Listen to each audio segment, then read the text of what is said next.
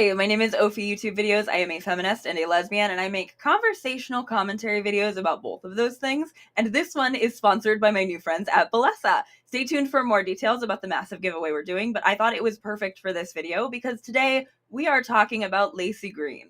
Do you remember Laci Green? That's a lot of the conceit of this video. Do you remember Laci Green? She was a sex-positive YouTuber back not very long before we started using the word influencer for those types, and she made sex education videos, had partnerships with places like the New England chapter of Planned Parenthood and MTV. This is no longer the case, but there was a time back when feminism was a new concept to me that Laci Green was one of the first women who would pop into my head when I thought of feminists. I have since, of course, gotten older, educated myself more, and read more widely, but it sounds like this was also the case for a lot of you here with me in the Nuance Corner. And I'm also sure that there are many of you who remember her for very different reasons. I heard from those of you as well, and though it will take me a little while to address all of that, I want to reassure you that I will be. Just allow me a little bit of kayfabe here. If you knew the plot twist of this video already, imagine how good it would be if you didn't, and play in that space with me. I think Laci Green is a very interesting case study of her time, and by her time, I mean the first portion of her influencer career, which is what we'll largely be focusing on today, roughly between when she started in 2008, but really a few years after that, and 2016-ish. Even if you weren't already familiar with Laci Green, which you will be by the end of this video, if you were online or like around feminists who were largely online, a lot of the things that I talk about might feel familiar just to your own experience of the pop feminism boom. I said 2008 because it's when Laci uploaded her first YouTube video, a review of the NuvaRing birth control on her Laci Green channel, but I am talking primarily about the 20-teens, since that's when I was primarily aware of and looking up to Laci Green.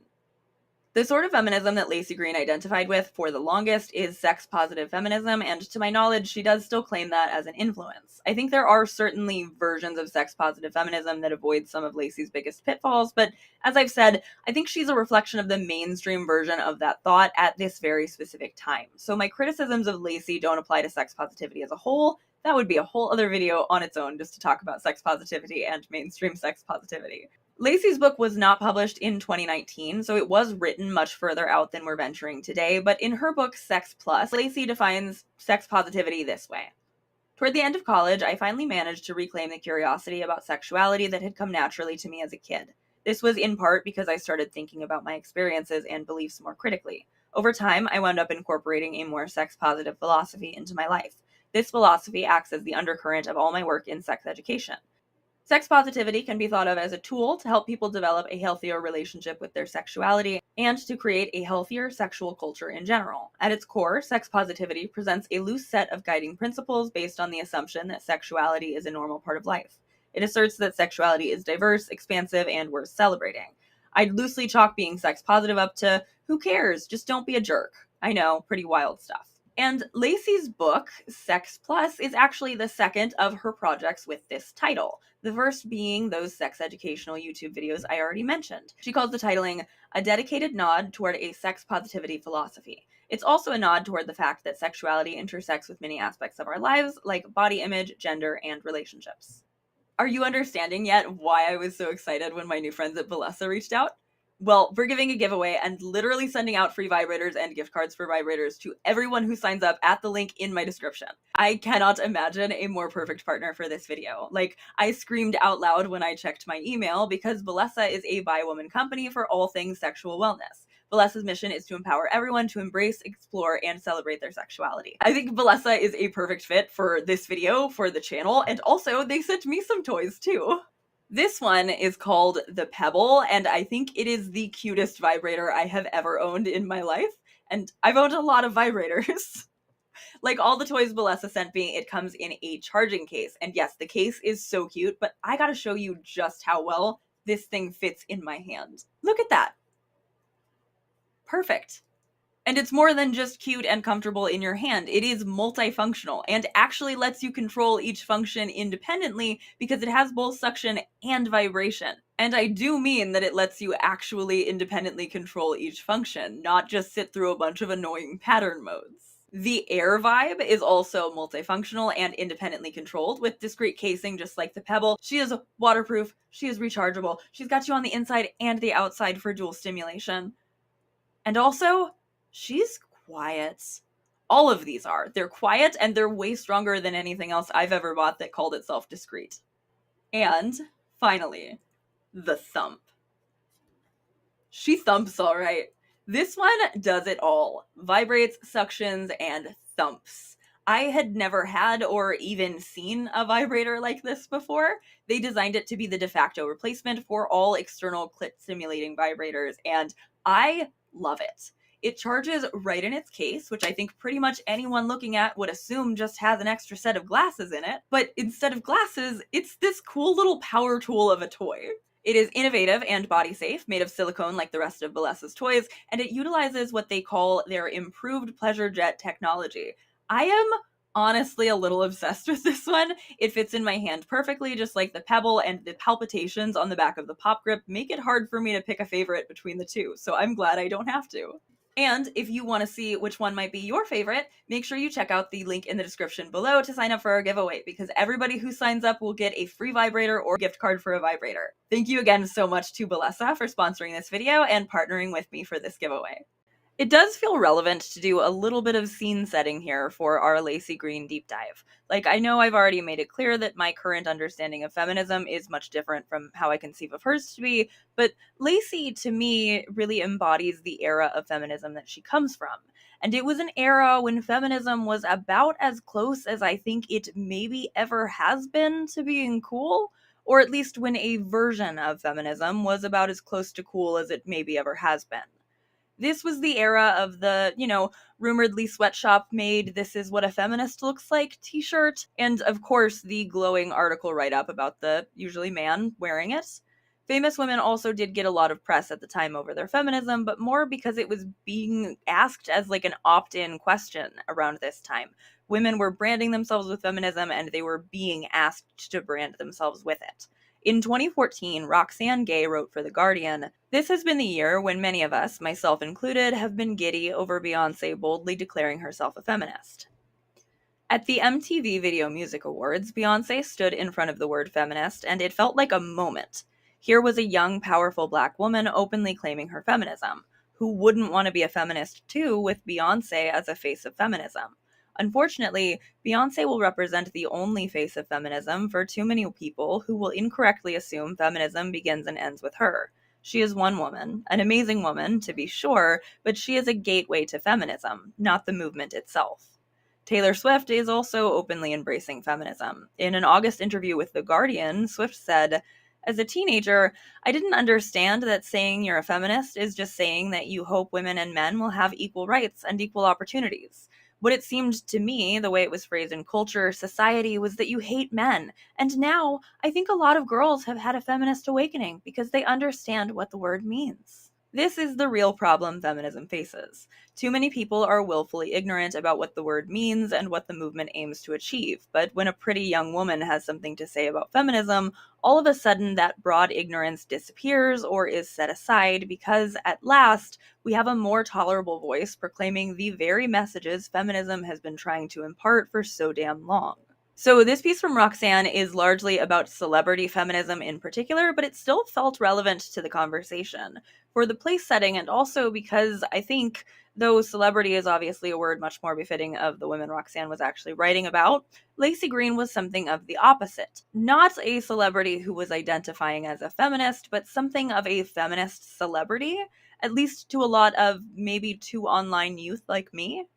And though it isn't exactly the same thing, it's close enough to the same thing that we'll see a lot of the same issues in Laci Green's version of feminism as we could in the larger context of how feminism was being viewed at the time. Roxane's piece, which you should definitely read and can find linked with my sources below, concludes, "I support anything that broadens the message of gender equality and tempers the stigma of the feminist label. We run into trouble, though, when we celebrate celebrity feminism while avoiding the actual work of feminism.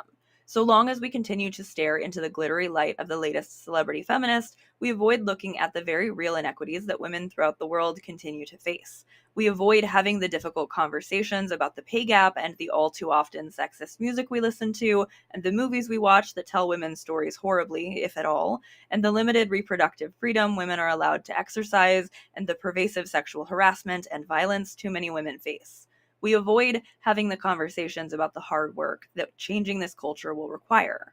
Feminism is, I hope, a way to a better future for everyone who inhabits this world.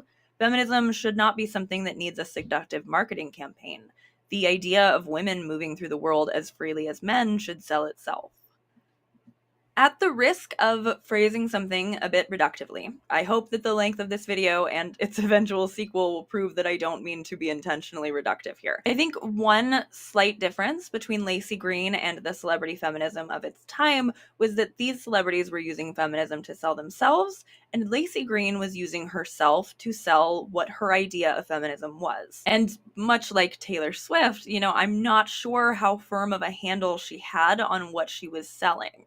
And again, I did just want to have that context for what the time was like when she was selling this, because what was she selling? So Laci, as I said, she was a former YouTube personality. Back in the days before long form, she would create what we would think of now today as probably little sex education TikToks, videos that were just a few minutes long and made with the intention to educate or debunk. They were typically around things like orgasm or menstruation. Laci also had other partnerships, which we will get into, as well as her own YouTube channel. Like I said, she was one of the first people I used to think of when I thought of feminism, when feminism was first being introduced to me. That's no longer the case, both because now I have better examples and thinkers that my brain would jump to, and also because Laci at some point pretty much abandoned that aspect of her platform. Not the whole platform, not the practice of making purportedly educational videos, but the intersectional social justice warrior feminist aspect of them. She would also eventually stop making YouTube videos altogether, but I'd hope that you trust me enough by now to know that somebody just ceasing to make YouTube videos is not nearly interesting enough for me to make a video about. No, there is something else that happened before Laci Green quit making videos, but we are saving that for the second part of this deep dive. While still preserving that, it's not really a secret because I didn't used to think this video would be two parts, but if you don't know the plot twist, you don't know the plot twist. But I can't get to any of that without starting at the beginning, so let's start at the beginning. Many of Laci Green's earliest YouTube videos are actually now lost, but according to a channel that was declared dead long before her most recent one was, those were more about religion than her later content would be. In the interest of tracing back as far as we can for Laci Green, I want to redo the description of that now dead channel. Hi, I'm Laci. I'm an atheist and secular humanist. This channel is now dead. Read below for more. When I was a teenager, I made the transition from Mormonism to atheism. These are the videos I made during that period of my life. They are a symbol of my growth, here for reflection, discussion, and because I know they have helped people in similar struggles. I don't make videos about religion anymore, and in fact, I don't really talk about it much at all. My 23-year-old self has different thoughts about religion than my 18-year-old self. These days, I prefer to focus on the effects of my experience with religion. Self-loathing, sexism, sex negativity, rampant scientific illiteracy, lack of critical thinking, cutthroat individualism, and apathy towards social injustice. I focus on these facets of our culture and my experience through my social justice project called Sex Plus. To keep up with this project, visit youtube.com/Laci Green. The only video that remains up on the Go Green 18 YouTube channel is called Why Atheists Care About Your Religion, which currently remains available in all its 480p glory. It's got 714,000 views and some really detrimental background music.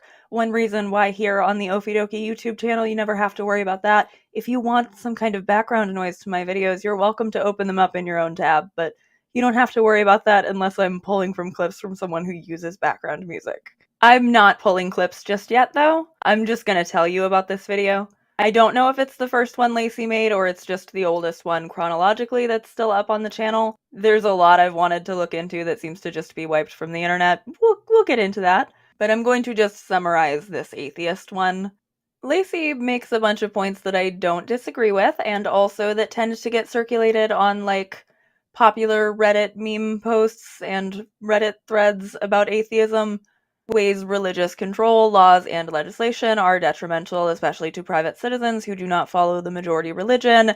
Things like how recently In God We Trust was added to money, how recently Under God was added to the Pledge of Allegiance, and how quickly the Christian theocracy of all of that was really normalized. But two things strike me about this video, watching it now with all the context I now have for Laci Green.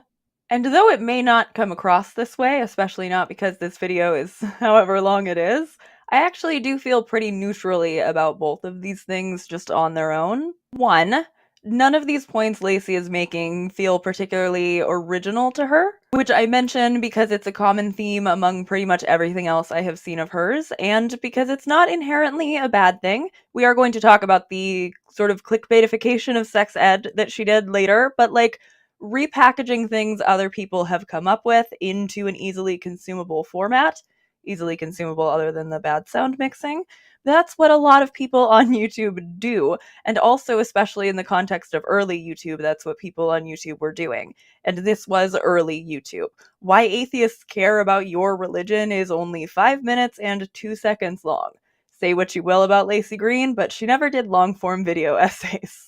The second thing, though, that is extremely clear to me watching this video, and of course with confirmation bias of other things I know about her and have recently learned or reminded myself of, it's really clear that Laci Green is ex-Mormon. I don't say that as a bad thing or something I'm planning on using to excuse too much from her, other than beyond where I feel like it's a little bit deserved, but there are a couple of moments in some of the early stuff, like in Why Atheists Care About Your Religion. She says, "The battle for homosexual equality rages on."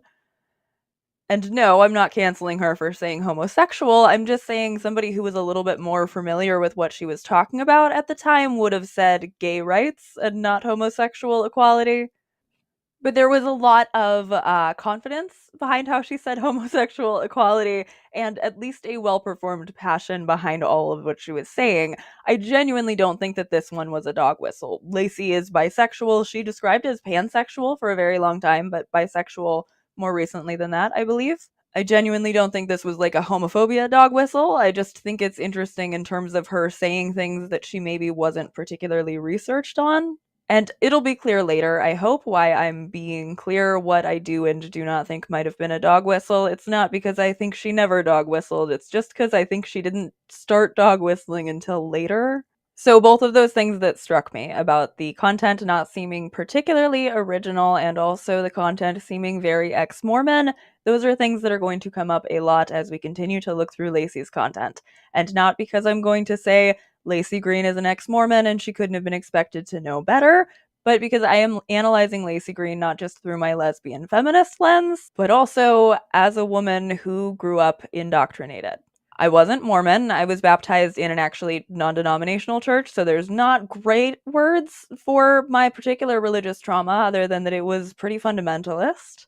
And I was homeschooled the entire way through so as to be more efficiently indoctrinated. You can see how well that worked out. There are some things that I see in younger Laci Green that I find really familiar and not in a way that feels very flattering to me myself when I see myself reflected in it, to how I used to think about things, ways I am glad to no longer think about things. I wanted to put this video from her teenage atheist era towards the front of what we talk about because it really helped me with my framing for what her eventual sex ed content would be, which it was purportedly feminist, but I would actually describe of it as maybe conceptually a bit more anti-Mormon. This is from a 2015 write-up. "I went online and started making videos about my gripes at age 18, she recalls. My first channel was very teen angst. There was a bit of rabble-rousing and I was talking about things that really affected me, like sexism and homophobia in the church. I was coming into myself intellectually and realizing how many things did not add up. I was feeling so frustrated, feeling like I was on another planet. Some of the stuff was so mind-blowing to me. How do you justify this? I was extremely angry about it." Green first ran with the disaffected atheist crowd on YouTube on the channel Go Green 18. It's since been purged, but for one video. Why Atheists Care About Your Religion. A monologue underscored with dramatic music outlining her views. Through her vlogging there, she found a community, albeit a fleeting one. Now, that community largely happens to be a men's rights activist community, she says. Funny how that works out. In the atheist community online, there's a lot of really smart people there, for sure, but a lot of them ended up going into the weird MRA land. And this is real-life foreshadowing. Just keep that in your mind about Laci's original online community becoming very men's rights activist-y. Returning to that write-up, though. Within a year, she'd moved to her namesake channel, Laci Green, reflecting her shift from a frustrated ex-Mormon to a more generally frustrated American woman. In short, a feminist. That's really what brought me on YouTube, a pursuit of justice, she says. At the time, my context was religious, but then it became broader, realizing, oh shit, religion is not the only place you're going to find vile misogyny. You're going to find it everywhere. The earliest content currently available on the main Laci Green channel is primarily in the form of questions asked and answered. Asked what to do by a young girl whose classmates were calling her the C word, Laci suggests reclaiming it. Asked if one should shave their pubic hair, Laci says to do whatever you want, but also if you don't have a preference, you should do what she does and ask your partner. The questions and answers video are the earliest on not just the Laci Green YouTube channel, but also on the Sex Plus playlist, since her intention moving over to that channel always seems to have been to get more into the sex ed content. And we're still, for now, keeping our pin in the concept of the clickbaitification of sex ed. I've got more to say about all of that and the way she handled it, but I want to talk about something else Laci Green did with her platform before I do. Alright, so this video is splintered off of another video that I'm going to make, many such cases here in the Nuance Corner. I have been researching for a video about a series of allegations that were made and also often answered for, usually by way of apology, but at least in one case by way of actual legal repercussions, against a group of loosely interconnected YouTubers back in 2014 and 2015. But the more I looked into that, the more I realized that while I was largely aware of vlogger and like nerd or Harry Potter band guys exploiting their influence and relative notoriety to abuse their fans and or girlfriends, much of the reporting around it, now that I look at it in retrospect, makes it seem like much of that happened as a result of a first domino falling. And that first domino was Sam Pepper, notorious little pervert and prank vlogger. This video is nuanced, and while I still largely feel more disagreement than otherwise for things I feel like Laci Green has most recently stood for, I do think giving her credit for the good she's done is important, or at least feels fair to me. So this video also, I think, can be thought of as a prequel to that upcoming video about the YouTube allegations. And if you don't already know what I'm talking about when I say Laci Green called out a notorious little pervert named Sam Pepper, let me return to that write-up from the Kernel. Green's growing audience has put her in the spotlight, and it's not always a comfortable position. It's made her feel responsible, as when her open letter to Sam Pepper, the YouTuber who touched women without their consent in the name of pranks, and subsequently faced allegations of sexual misconduct by fellow YouTubers, rallied the YouTube community to call out abuse and impropriety. Green says during that time, as people informed her about Pepper's conduct, she was mid-tour and trying to do research for each woman to figure out the best course of action. It's a mess, but I am happy to be that person, she says. It's just very stressful. Green spent years working as a crisis counselor for a state-funded legal clinic for domestic and sexual violence victims in Oakland, California. But when faced with a different kind of crisis, she felt like she wasn't sure exactly how to help everyone who needed her. I was like, I don't know how to help you. I don't know what our police force is like, she says. I felt like a helpless vessel where you could deposit all of your troubles and fucked up stuff, but I don't know what to do. And although many things I have wanted to look into for this video have since been unarchived and lost to time, I had no trouble at all finding this open letter she wrote, which I will read to you now. An open letter to Sam Pepper. Hi Sam, thanks for taking the time to read this letter. As fellow YouTubers, we have much respect for others who put so much hard work into building their channel. It's not easy, and you should be proud. That said, we've noticed that in your success there has been a lack of respect in return, namely for women and girls. You may have noticed that your latest video, Fake Hand Ass Pinch Prank, has garnered considerable negative attention. In this video, you sexually violate a number of unsuspecting women on the street, many of whom are visibly confused and upset at being touched by you without permission. One woman even says, "I don't like that," while you proceed to laugh and touch her more. In How to Make Out with Strangers, made a year ago, you pressure women on camera to make out with you. Again, many of whom are visibly uncool with it. Confused and caught off guard, they painfully follow through with your requests, clearly uncomfortable. In How to Pick Up Girls with a Lasso, you physically restrain women on the street with lassos, many of whom look alarmed to be restrained by a stranger on the street. You'd probably be alarmed too, wouldn't you? Imagine someone on the street comes up and rubs their hand on your bottom, or a girl walks up to you with a camera and forces her mouth onto yours while you're trying to figure out what's going on. Imagine walking down the alley alone when a guy much larger than you physically restrains you with rope and pulls you towards him. You probably wouldn't like it, right? People don't like to be violated, and they don't like to see their friends and girlfriends be violated either, hence the group of men that tried to beat you up in the lasso video. And yet, history suggests that perhaps you find this humorous. It is very disturbing that we live in a world where the violation of women and girls' bodies is not only funny, but profitable, and can garner considerable notoriety and views on YouTube. We are deeply disturbed by this trend and would like to ask you, from one creator to another, to please stop. Please stop violating women and making them uncomfortable on the street for views. Please stop physically restraining them and pressuring them to be sexual when they are uncomfortable. Please show some respect for women's right to their own bodies. While it may seem like harmless fun, a simple prank, or a social experiment, these videos encourage millions of young men and women to see this violation as a normal way to interact with women. 1 in 6 young women, real-life ones, just like the ones in your video, are sexually assaulted. And sadly, videos like this will only further increase those numbers. We realize that people make mistakes, and sometimes it's hard to see the ripple effect of one's actions. We really hope you will take a step back and consider the power you have to be someone who makes the world a better place. It's not too late to change. We invite you to join us in ending widespread bodily violation that takes place in so many forms all around the world. Thanks so much. And then it is signed by a list of names, which you can see on the screen right now. I'm only reading a few of them here. Laci Green, Tyler Oakley, Tom Ska, Ariel Scarcella, Wheezy Waiter, Hank Green, Josh Sundquist, and the last 2 I recognize here are Mamrie Hart and Hannah Hart.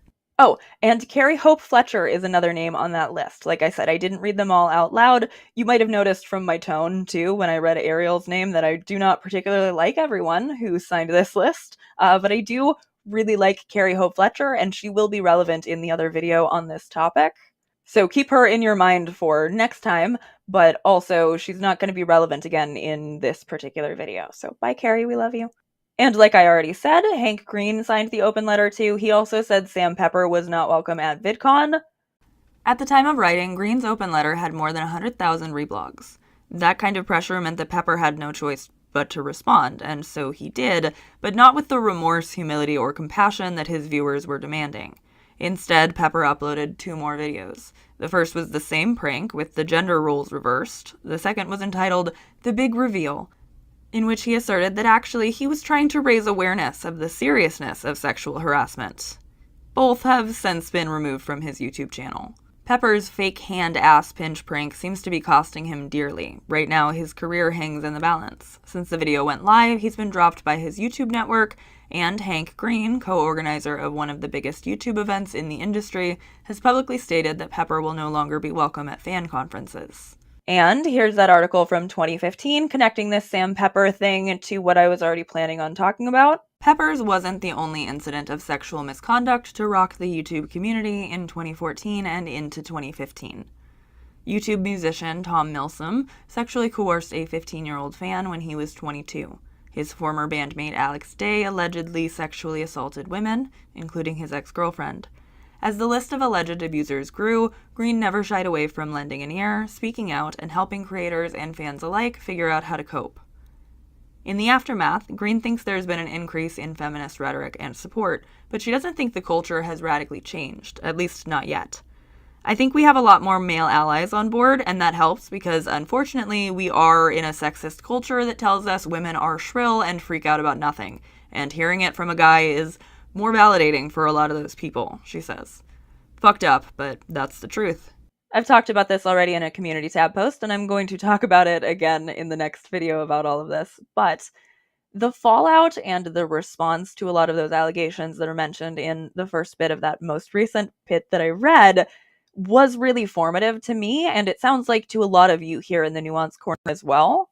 I do actually agree with Laci, not something I'm going to be saying very often the further we get into this video, that was something that did seem to spur a noticeable change. And also, if you know where this is going, the thing where she's trying to acknowledge about needing other people to also say your talking points, that's a little bit of a warning flag for what's to come. But if you don't know where we're going, this all sounds pretty good, right? Especially Laci doing offline work for a crisis center. I think that's great. I think that's genuinely commendable. And I think being a face that's willing to call all this shit out and to listen to the people who are when they need a listening ear, I think that's also commendable. I think you could use a lot of words to describe the current state of Laci Green's legacy, but the kindest one that you could use while still being accurate would be complicated. But I can't really explain how complicated to you unless we keep going. So let's keep going. Thanks to people like Green, the online millennial set can easily find a world of digital influencers waiting to help them learn more. Feminism really started to take over the internet, she says. There's been a huge online shift, and that's been the result of a lot of different people being fearless about it. I do think my audience has helped to accelerate that conversation. Green's prominence brought her directly to a larger audience. In 2014, Green launched Braless, an MTV production that uses pop culture as a gateway to explaining feminism for the tween and millennial set. Now, in its third season, it's not so different from what Green had been achieving on her own channel, but it boasts the cachet and reach of MTV's already established brand. Braless originally debuted online in October 2014 to cover feminist and pop culture-related topics in a smart yet accessible and entertaining manner. Seasons 1 and 2 of the show combined to pull in over 4.9 million total views on YouTube, and covered topics such as should all bathrooms be gender neutral, and is Bob's Burgers a feminist masterpiece? And from an article when it was first launched, it says, Green describes herself on her website as a 24-year-old sexuality geek based out of the San Francisco Bay Area. She also hosts a science news show for Discovery Channel and a sex ed series for Planned Parenthood. MTV Braless will be about feminism, politics, paparazzi, pop stars, sex toys, sexting, getting pissed, the fappening, and bras. Lots of bras, she says in the teaser trailer for the channel. Green, in addition to hosting Braless, will write stories on feminism and sex issues that will appear on MTV.com. The YouTube episodes from the series won't run in full on the linear MTV channel, but Helms said he expects the cabler to run excerpts from the series as short interstitials. And then from when the third season was out, if you look at the comment section of Braless, you'll see why we're so proud of this show, said Garth Bardsley, the VP of Original Video for MTV Digital, to Stream Daily. The majority of our comments come from intelligent young people sharing their thoughts on issues that are important to them. That's the goal. You can catch all future episodes of Braless Season 3 on the show's dedicated YouTube channel. Except that you can't. I followed the hyperlink to MTV Braless, which now says is MTV Impact, which was formerly MTV Decoded, does not mention Braless at all in the description. And I thought, okay, well, maybe Braless is just too many name changes ago. Surely Laci Green will still be there if I sort by oldest. And she wasn't. The oldest shows are MTV Decoded, hosted by Francesca Ramsey, not Laci Green.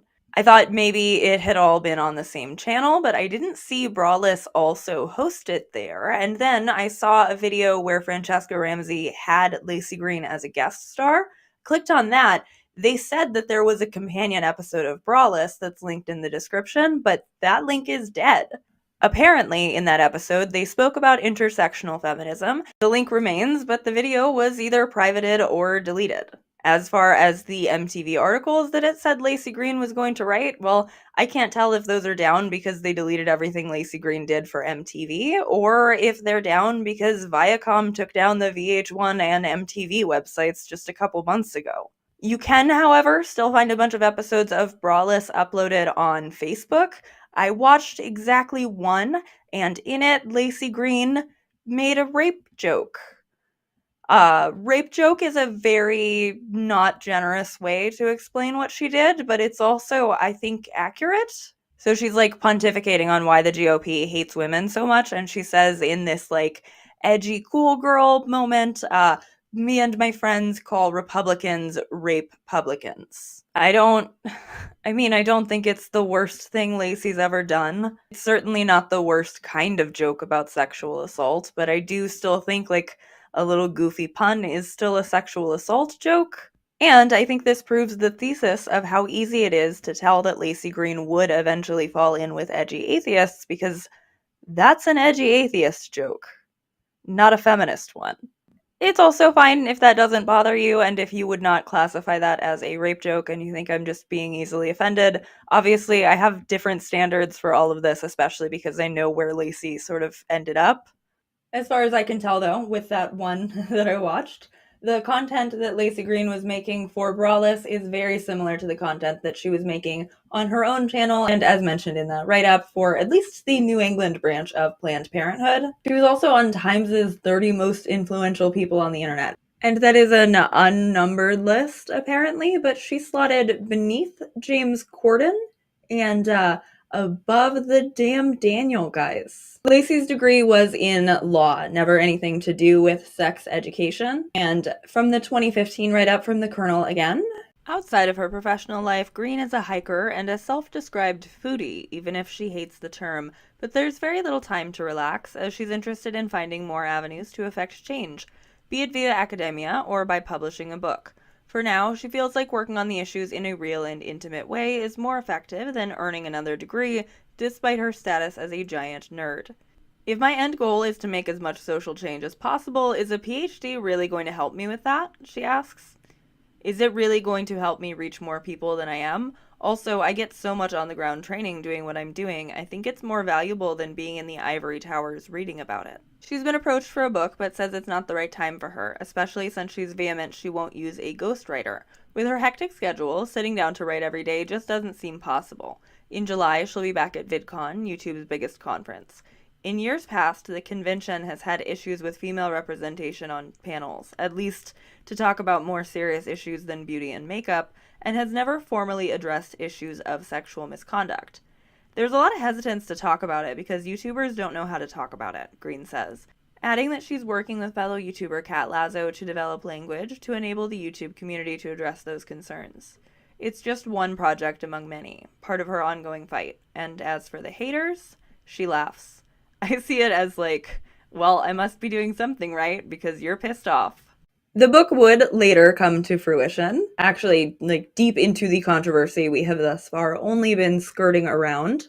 But that's going to get its own section because I am filming this part before I get a call from my library that my transfer came in and my copy of Laci Green's book is there. I wanted to have a prop, especially because I cannot commit to filming the entire thing in front of my bed like that. It made me feel very claustrophobic. Look what I got from my library. You probably guessed when I read it earlier, but I have in fact gotten my hands on the book that Laci was too busy to write at the time of that interview. I'm not reviewing the entire book. I think that the work it would take to fact check all of the more benign stuff in here that I'm already pretty familiar with would not be worth the payoff because I don't think that this is a hugely inaccurate book. She says at the end of her introduction that the book was fact-checked and reviewed by 2 doctors and a leading expert of human sexuality, and I didn't find any reviews while I was doing my research that made it sound as if the information in here is wildly off base or, like, dangerous by any stretch. Laci says in the introduction that she wrote this book with her younger self in mind. And the thing about this book that's actually most interesting to me isn't anything between these covers, it's that it is described on the blurb as the first book of its kind. I noticed on the blurb online there is a claim about this book that is not on the physical book. On the blurb online, and I will put it on screen for evidence, it says, Sex Plus is the first book of its kind, empowering, sex positive, and cool. Which my immediate joke upon seeing it described as the first book of its kind was, our bodies ourselves would like a word. And then I checked that joke with a lovely Patreon friend who helped me tremendously with so much of the sex education portion of this video, and I learned that Our Bodies Ourselves is actually currently out of print, but recently. So I think my point still stands, because it wasn't out of print yet in 2018 when Sex Plus was published. And also, a book being out of print doesn't mean that your other book with a similar concept is now suddenly the first of its kind. I was wanting to use this to make the point of Laci not only disparaging the idea of sitting in an ivory tower reading about feminism, but that she seems to have intellectually anti-intellectualized her way out of more deeply researching her chosen field. And I'm going to save that part for just a tiny, slightly little bit later. Because being fair, being nuanced, I think maybe the idea was that it being for teenagers and being about sex and not just puberty is what makes it the first of its kind. And Our Bodies Ourselves, which Sue Carter described for The Walrus as the last good sex ed book, I think was likely at least sometimes read by at least certain types of teenagers, but it was written by and for grown women.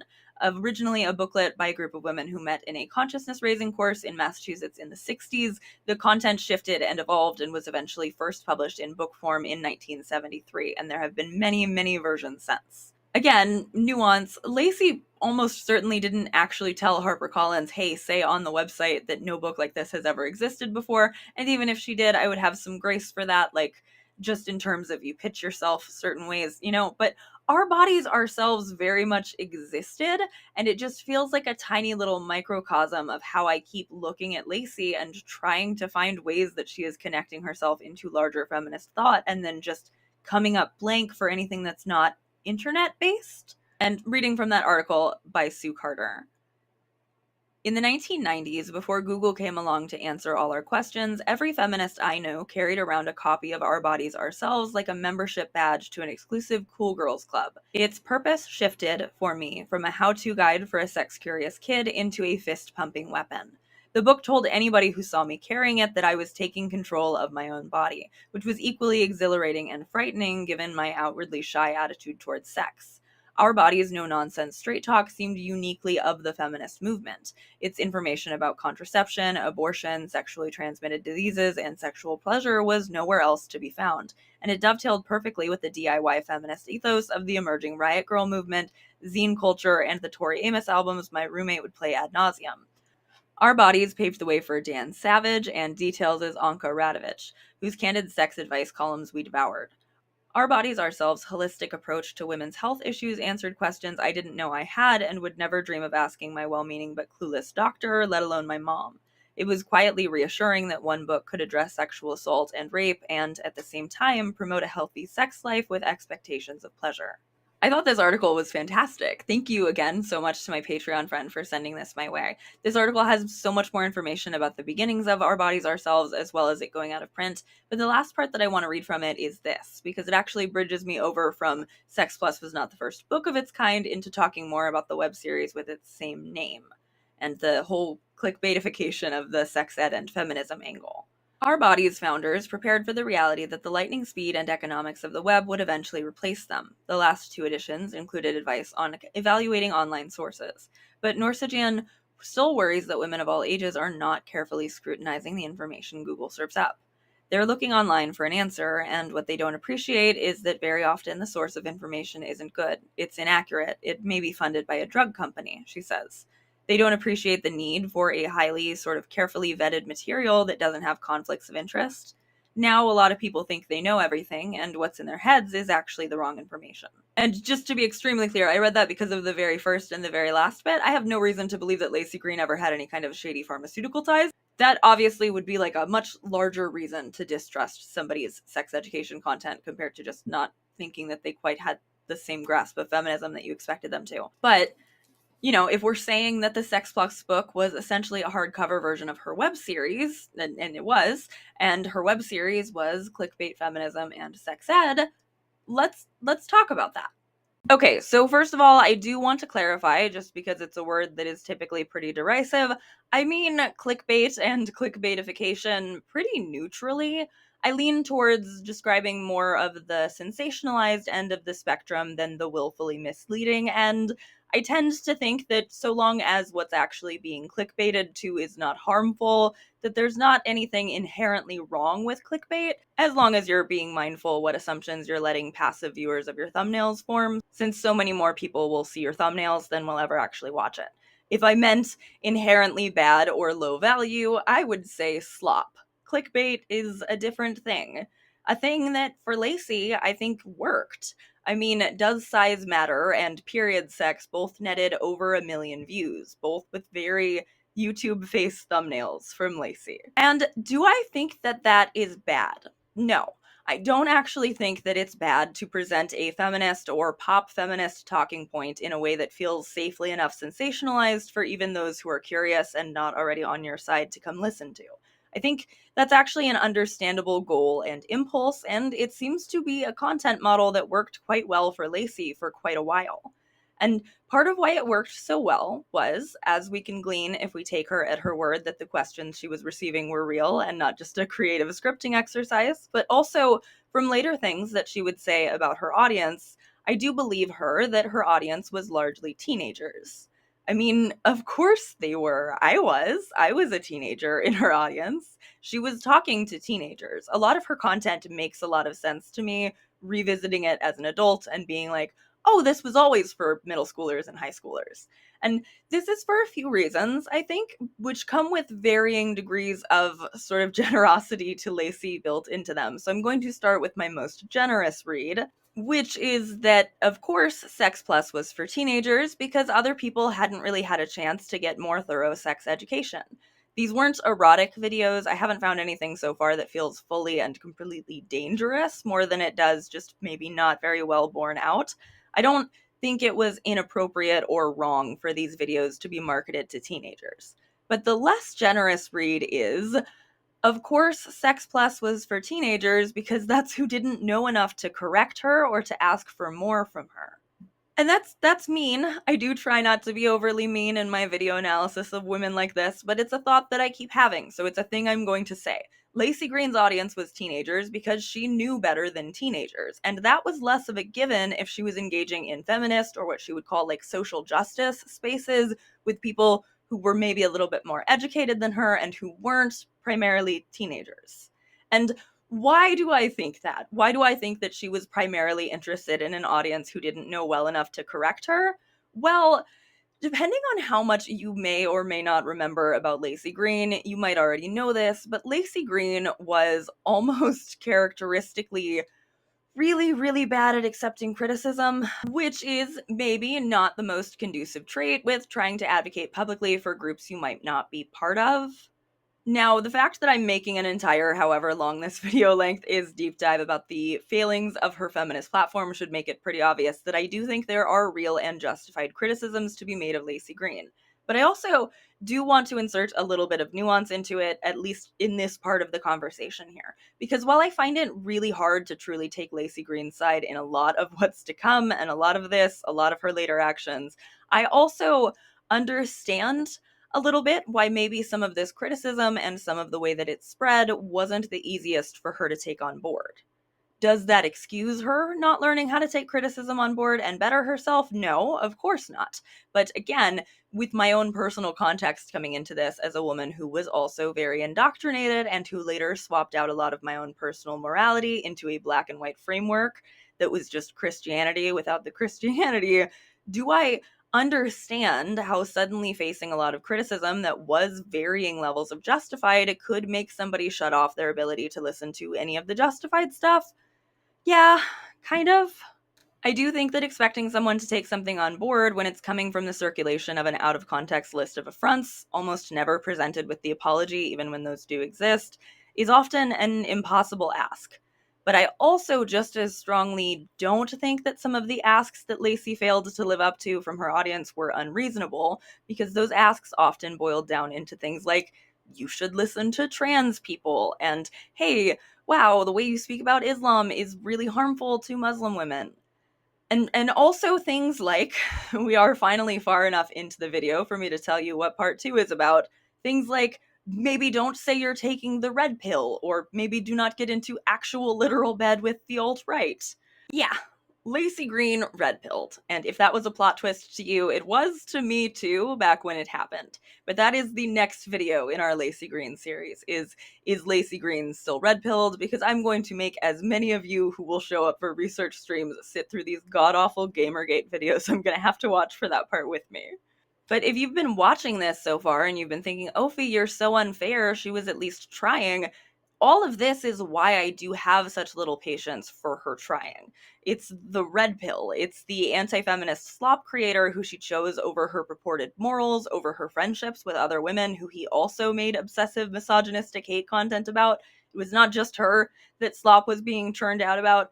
And it's also the fact that only some of us were even surprised when she started uploading videos with titles like How Many Freaking Genders and Taking the Red Pill, because another portion of us, one of us who had been told for years, you're being so unfair and at least she's trying, had already seen it happening. This is why I put such a focus on the ex-Mormon angle for the first installment of this deep dive, and on the idea of a glossy, sellable version of feminism that isn't willing to do the work of actual feminism. I truly do think that that's the key to understanding what happened here, because it's actually a lot simpler than a full-on heel turn, I think. I feel like Laci Green knew what she wanted, and what she wanted was the opposite of what she was raised in, which would be atheism and sex positivity. And then she picked up feminism as a secondary thing to the sex positivity because that's who was being sex positive. But an actual feminism requires more. An actual feminism requires interrogations of its motivations, of who it benefits and who it serves and who it needs to make more effort to represent. The starter version of feminism that Laci Green was offering was something that sort of began and ended with the radical idea that women are people interpretation of feminism, which is, like much of the bits of feminism that managed to make it to mainstream, a catchy saying that means nothing if it doesn't have actual thought process and work behind it. When I take shots at Laci for not understanding feminism the same way I do, it's because, though yes, I will allow that she did identify as a feminist, and even earlier than I did, in the earliest video I found where she called herself one, she was like, being a feminist is very simple. It just means I believe in gender equality, and that's it. That's literally 100% it. And again, you might be saying, Ophi, you're being unfair. Obviously, she was just being flippant, but Laci did this a lot, consistently. She was doing pop feminism, opt-in feminism. All it takes to be a feminist is to want to be one and click your heels 3 times feminism. And not only that, but even the credit that I want to give to Laci for having identified publicly as a feminist at the time that she did is undercut by the fact that in all these old videos I'm finding, she's making it very clear that she is a feminist, but that she is a good one, not one of the extremists. And she's never clarifying it in the I promise I'm not excluding trans women way. It's always in that sort of half pleading, I promise this shouldn't be intimidating to people who don't actively admit that they hate women sort of way. The immediately cracking jokes about promising she's not a lesbian who doesn't shave when she calls herself a feminist sort of way. And that's buried because it's a way of being unapologetic about being a feminist, right? In a way, you get the credit that you're being unapologetic, but you are still being apologetic about your feminism if you need to immediately clarify that you're at least not a hairy lesbian about it. You're getting to be unapologetic only because you are gleefully pointing out that you're at least not the wrong kind of feminist, and you're implying that she's the one who ought to be apologetic about her feminism, not that nobody needs to be. Which, for as much as people like to come at me for criticizing other women who use feminism as their platform, you try being a lesbian who doesn't shave and seeing how many people have never bothered to call themselves a feminist without half-heartedly mocking you. So many women make this kind of joke or observation or, again, defense of themselves, and it's never funny. I love hairy, mean lesbians, and I think you're a coward if you don't. If you need to make up some straw lesbian just to promise that you're not like them because you're embarrassed to say what you believe in. I also think once you have hammered it into your own head that to be feminist is just to think that men and women should be equal, that you have decided that way that you are in fact a feminist and therefore your opinions are the feminist ones and you shouldn't have to interrogate them, you have done a disservice to yourself and to any version of feminism that you can carry out, let alone teach to other people. Because I do think that feminism is more complicated than simply believing in equality. I think feminism asks us to actively work against the white supremacist patriarchy we have all been socialized in, and I think that that work is impossible to do if we're not looking for voices outside of our own. And so it is the search for voices outside of my own that has led me to split this video into 2 installments. And the second installment, as we have already discussed, we will go over not only the Red Pill arc, but also the criticisms that she was getting from those same Red Pill guys leading up to it. We're going to focus more in that section as well on the Islamophobia and transphobia that had already been popping out throughout this era that I've already been speaking about. I have reached out for some interviews, and I've also been reading Against White Feminism by Rafia Zakaria and White Feminism by Beck, but I wanted to split this up before I have finished those.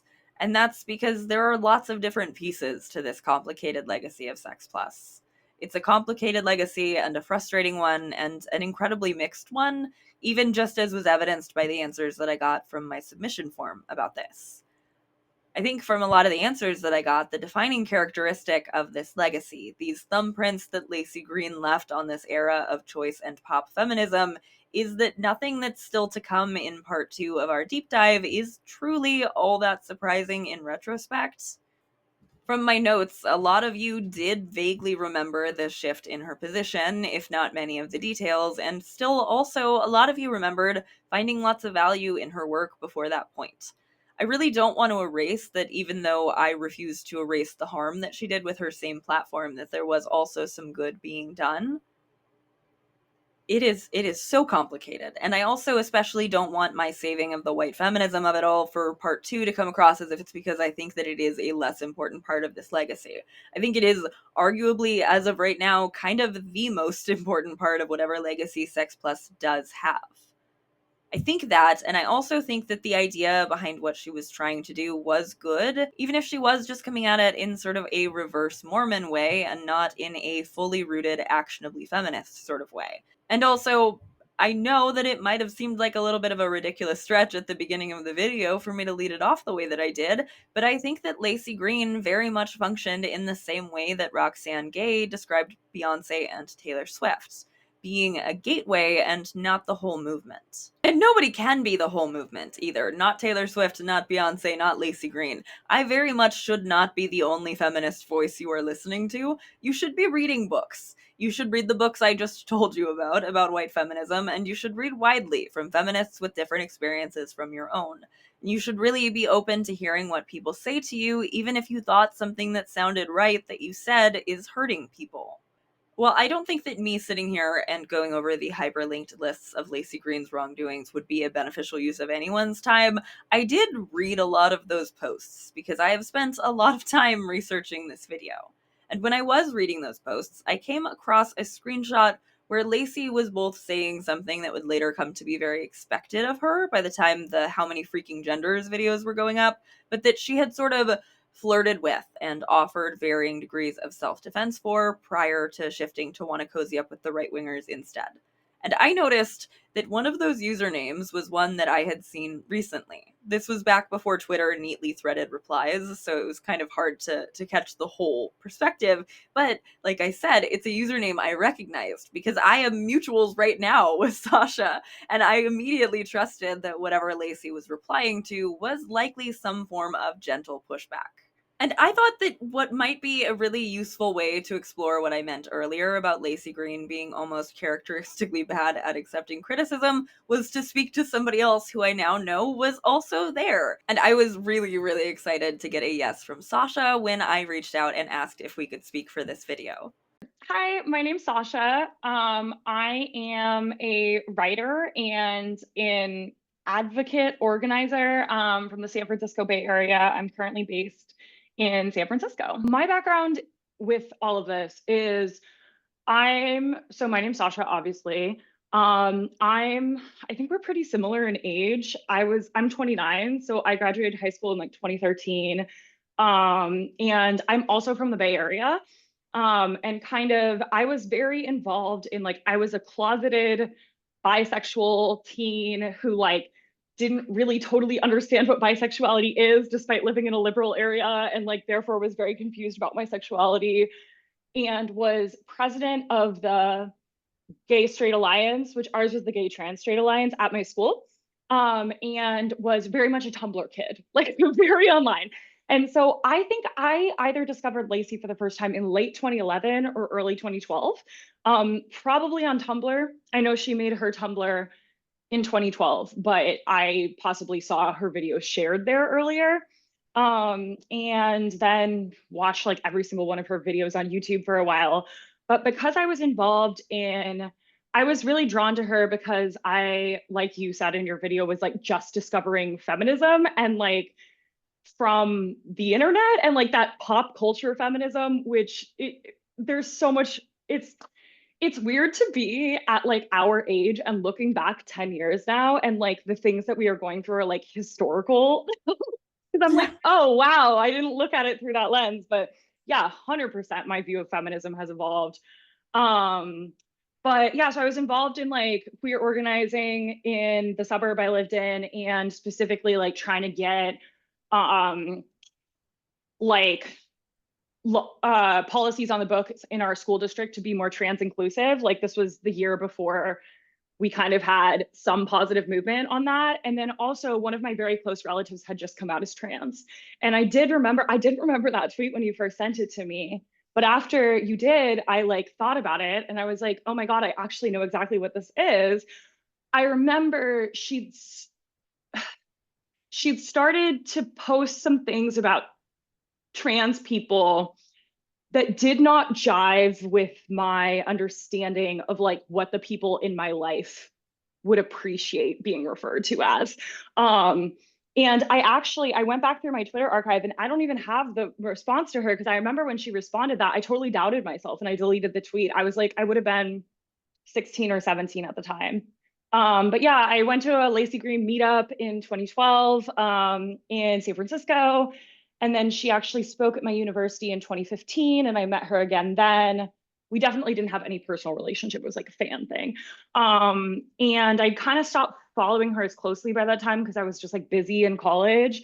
But I did still keep up with her, and her like alt-right turn was crazy and devastating, but also like, yeah, absolutely. Like in retrospect, there were like some signs there. I also have pictures of me with her at these meetups, if that's helpful. So that's I kind think of like the yeah, background. yeah. If there's anything in particular you want me to like talk about, we can do that. Yeah, absolutely. That's amazing. Yeah, I really because I had mentioned in like one of my videos like, oh, I'm going to work on this, and then a bunch of people were like really excited and I was like, oh, thank God, because I kind of assumed that like a lot of the people still charmed by a YouTube video that says it's about feminism in the introduction probably were charmed by Laci at some point. And like either still have some fondness for her. Some people do, but a lot of people are like, oh man, I remember that and that was crazy and what happened. So like I think it's like I was surprised when I searched Laci Green and I was looking for like a good deep dive and I could only find alt-right people being like, look, she abandoned feminism. Here's all the videos about Laci Green that exist now, and that's about how great it is. One of my commenters said that like the alt-right treated her like she had gone through like a Zuko redemption arc. And I think that's very true. That's so real. Yeah. Yeah, it's interesting. I never really followed her OG atheism content. Like I first tuned in for Sex Plus, and I know you were saying like in your video that you have some religious trauma and therefore like definitely saw where she was coming from. I thankfully, no offense to religious people, but like being a young queer person, most of the people I know who have experience with like, especially Christianity, had a bad experience. I have a lot of friends with religious trauma. So I didn't grow up religious, but I did kind of resonate with like the some of the atheism because I was like, okay, the influence of the Christian church is often really negative. But I 100% see like some of the later comments she made about Muslim people and how that's not inclusive. And like that is one perspective. And I feel like in retrospect, so much of her downfall was like not, I don't think that, I think one great thing about the internet is you don't have to have a degree to talk about stuff. And like, you don't need to be like a formally educated person, but like, you do have to do your research. And I think there was some like purporting of her as an authority where she didn't really have authority. But sorry, we can start over from the top here and like do a formal introduction and like you can ask me questions and stuff. That's just like the TLDR of like Yeah, my yeah. experience. Yeah. No, I'm like totally on the same page, especially because what I keep coming back to is like she was calling herself a sex educator, and that very much is like I am an educator. And it's like, yeah, Mm-hmm. she had a law degree. Like I'm sitting here being like, well, she didn't, like I don't even have my fucking high school diploma, but like she didn't have like she wasn't studying gender studies. She wasn't Yeah. studying, like sexuality. She wasn't, and that's fine. Like she could have been doing a lot of really good work just making like feminist YouTube videos, but there wasn't much of an understanding of feminism, which is also, I think, why those Gamergate boys loved to make slop about her, because she didn't have good arguments. She had arguments that were very easy for them to just circle jerk about. When you first DM'd me about that tweet, I hadn't remembered it. And then it kind of a lot came back after that. So I was very much a Tumblr kid. Growing up, I spent a lot of time on Tumblr from the like 2010 to 2012, which I think is Peak interesting because Tumblr there's time. so much. I agree. There's so much like so much of the Tumblr internet history online is all about the 2014 era. I'm like, that sounds great too, but like more of us need to talk about 2010 to 2012 because that was the whole thing. And yeah, and I also was very involved in queer organizing at my high school. I was president of our, we called it the Gay Trans Straight Alliance, because at one point, one of the trans students at my high school came up to me and was like, am I allowed to be in the club? And I'm like, oh my God, the fact that you don't know that says that we need to rebrand.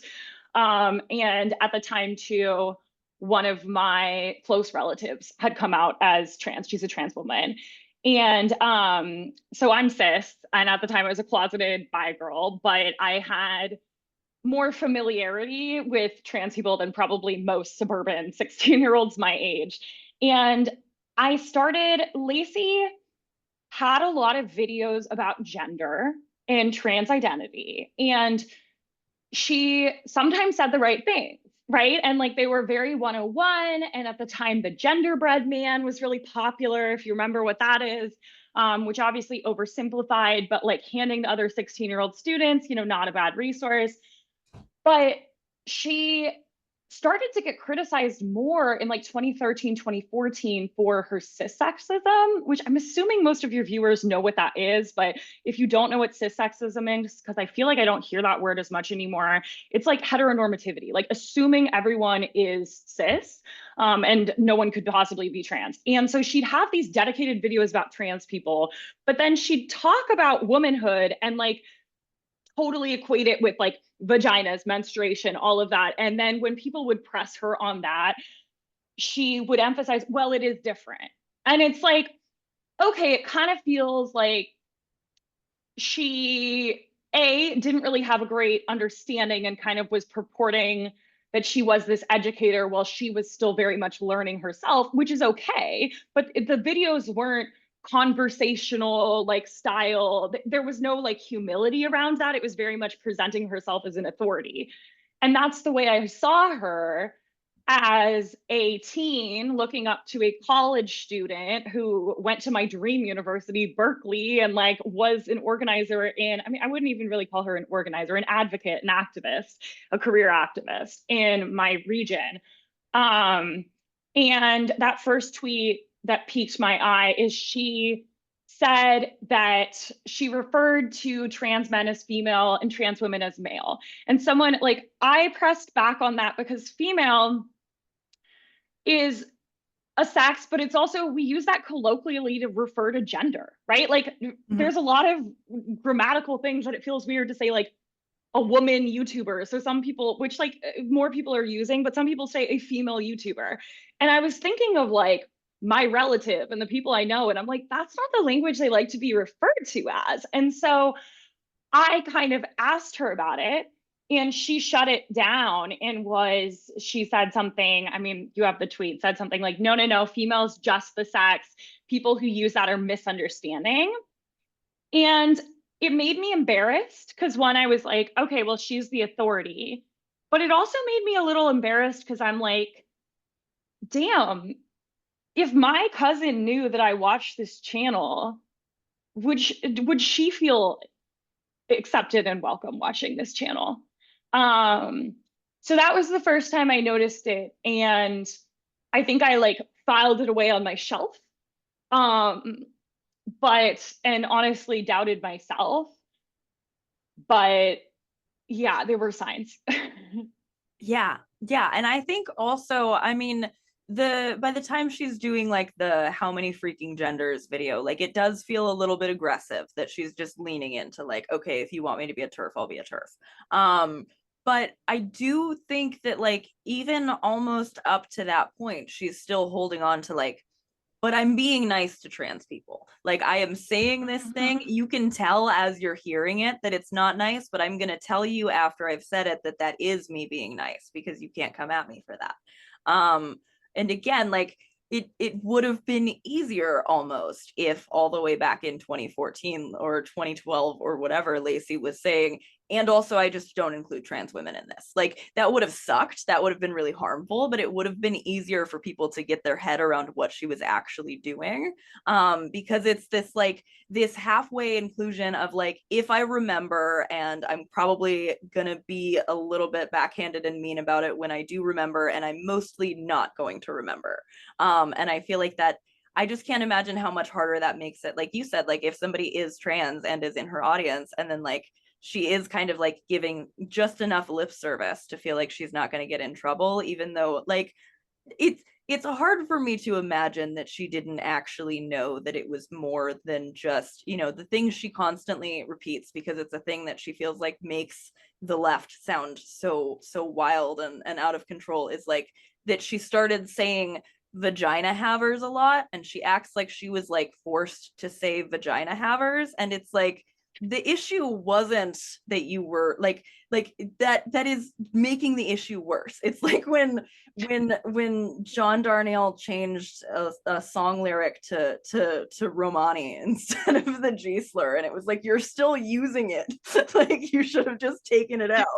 um so like I think that is part of it too. And it's there was a really good article. I think I had linked to it when I did my Google form, but I don't think I remembered to send it to you. But it was like the title is like Laci Green does a really good turf impression or something like that, and it kind of points out like it's not radical feminism, like it's not actually turf, but like she is laundering the talking points. She's in her how many freaking gender videos, it's like, and these trans women think that they have periods, and I just need to sit here and tell you that it's not how that works. And it's like, are you on hormones, Laci? Like, do you know Yeah. what that feels like on a month to month basis? And frankly, even if it's untrue, I don't care. Like I do not, like I cannot imagine giving a shit if somebody is saying something is happening that is not happening. It does not affect me. But like I do believe that somebody on hormones has a better understanding of what's going on in their own body than I ever would. So like, yeah, not Yeah. but she's sharing that kind of thing because it's like, again, like people are probably sending that to her when they're trying to get her to go Zuko mode, and they're like, look how crazy your side is, and she's like, well, I have to prove that I'm rational, so I need to be like shitting on these like extremists. But if you're doing that and you're also not actually being trans inclusive, like no amount of, but of course trans people are valid, like washes that out. Yeah, it's very much like the look, I both of us are have our critiques of the way different people approach things on the left, and there's multiple, the left is broad, right? And so is like the sex positive space, the queer organizing space, all of that. But if as a leftist, all of your, and I, all is an exaggeration, but if so much of your like public facing energy is going to critiquing the trans community as a woman who is cis, it's kind of like, okay, well, you're feeding into the anti-trans stuff, right? Like, why are you focusing your energy on critiquing this community?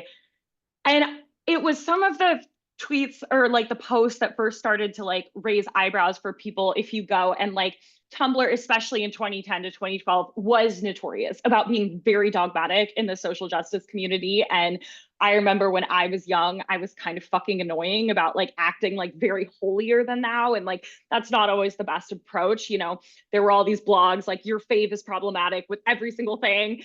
And like, that's, you know, that's not necessarily great. But one of the first posts that started to circulate on that was a response that she made to an ask on Tumblr where she was like, whoa, Tiger, I'm doing my best. And like, this doesn't help the trans cause. And like, there's kind of a thinly veiled threat in there that, like, if you're not nice to me, I will abandon you, which is ultimately what happened. And yeah, in terms of like the people telling her about like, hey, trans women when they're on HRT do have periods or something like that. One, yeah, why are you thinking that you know better than the people who are on hormones? But two, like, where is your authority to talk about that? One, is a cis woman, but two, like, you didn't study biology, girl. Like, what? So yeah, it was a lot put a bad taste in people's mouth. And there was kind of like people who were starting to see it before the alt-right turn. I don't think the other thing that I think about is like having lived in the Bay Area my whole life, and I also went to college in the Bay Area, even though I didn't go to Berkeley. Um, there were definitely a lot of trans people organizing at Berkeley and she graduated in 2011. She would have been surrounded by queer people in school. So it's kind of like I know that if she was involved in real life in those organizing circles, she wouldn't have been talking the way she was. You know what I mean? Those weren't the talking points of those spaces, which does make me wonder, like, was she involved in queer organizing on campus, or was she kind of busy building her own career as an activist, which, like, love that there are public facing people pushing for good things, but I do think that there's a valid amount of skepticism people have of careerist activists. Um, yeah. Yeah, I think there's actually like there's kind of I feel like it's not the hugest overlap, but I have been thinking a lot about the Alexa Nicholas thing as I've been thinking about the Laci Green thing, because it's like transferring your energy from like because Laci did do real life stuff for some of it. Like I wasn't aware until I was reading an article that she had worked for like a rape crisis center hotline. Like that's awesome. That's really good work. Yeah. But it transitions into instead now my job is to be this famous feminist lady on the internet who convinces everybody that they are already a feminist. And it's like that's not as helpful. And I do think if she had been around people who were doing that work in real life, if she had been around trans people, but instead she was specifically putting herself into a situation where her real life experiences were ones where she was the authority. She's giving speeches on, other college campuses. She doesn't have time to be knowing the trans activists on her own campus or whatever. And one of the stories that she tells in the process of her red pilling, I think this is in the How Many Freaking Genders video. She claims that one of the times that she went to a college to give a speech, she was cornered in a parking lot by three, I think she specifies that they were lesbians, which always makes me giggle because I'm like, I don't think they stopped to introduce themselves. But she says she was cornered by three lesbians who told her that her rhetoric contributes to the violent death of trans people and threatened to kick her cis ass. And I don't think that happened.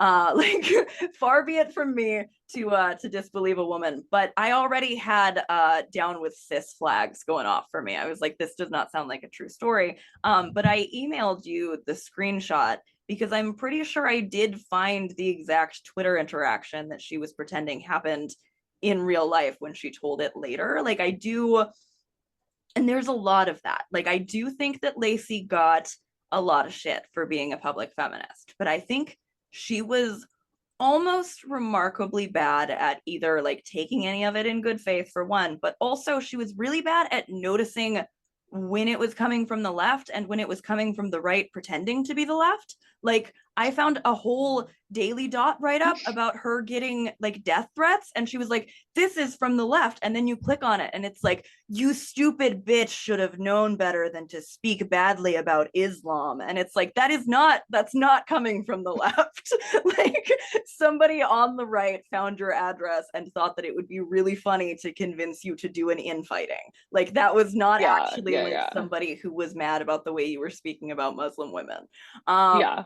But like of course that's the more like and I guess maybe she just didn't know that. Maybe because you do have like also some real criticism coming at you from the left. You're just like, everything comes from who says it's coming from them. But it's like looking at it in retrospect, it's like, yeah, I do understand she was getting a lot of, your fave is problematic style hyperlinks of everything bad she's ever done. And that is so hard to imagine trying to respond well to.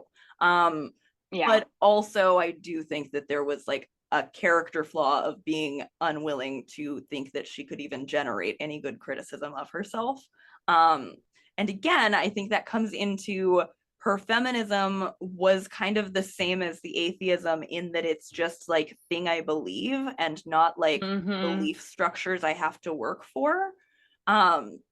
there's a lot in her early stuff of like, if you want to be a feminist, all you have to do is believe men and women are equal. And it's like, that is what everyone was saying feminism was at that point. But I think it's, you know, I kind of this is in kind of my conclusion and in the script I sent you too, but like that was the pop feminism that was being like pushed, and then that's the pop feminism that Gamergate was pushing back against. And Gamergate was not like a repudiation of like actual really cutting edge progressive feminism. It was a repudiation of women existing in public. Yeah, yeah. And that's why it was Anita Sarkeesian and Laci Green that they were arguing with, and not like bell hooks. Like none of Yeah, yeah, these yeah. men are engaging with feminist theory. They're engaging with like these girls they found online who they thought were annoying. And I do still have respect for Anita Sarkeesian, but like I went back and watched her I think it was her Bechtel test video, and I was like, this is so entry level. Like, I mean, good for her. I'm Mm-hmm. glad somebody was doing entry level, but like, you almost wouldn't think that something that entry level could generate that much backlash, because it's like she wasn't even saying anything all that new or like aggressive, and neither was Laci. Oh, yes. So many thoughts. To address the first point about like, do I think the confrontation happened? It sounds pretty implausible to me. I mean, Laci spoke at my college.